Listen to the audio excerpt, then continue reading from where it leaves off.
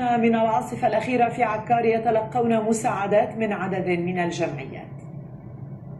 بمبادرة إنسانية قامت جمعية البناء والتضامن للرعاية الاجتماعية والنجدة الشعبية والجمعية الكتلانية اللبنانية بزيارة سهل عكار، حيث وزعوا أكثر من 700 حصة غذائية على متضرري العاصفة الأخيرة في بلدة السمائية الواقعة على الحدود اللبنانية السورية، والتي شهدت أضرارا كبيرة طالت المواطنين اللبنانيين وخيم اللاجئين السوريين. شفنا على تلفزيون جديد الريبورتاج اللي عن القرى اللي صار فيها سيول. تداعينا نحن بجمعية البناء والتضامن للرعاية الاجتماعية، وعملنا نداء بالتعاون مع جمعية نجدة الشعبية اللبنانية إلى أصدقائنا الأوروبيين، وبالتالي لما شافوا كمان معنا هول الكارثة اللي حدثت هون بالمنطقة لبوا النداء، أرسلوا لنا مساعدات عينية قد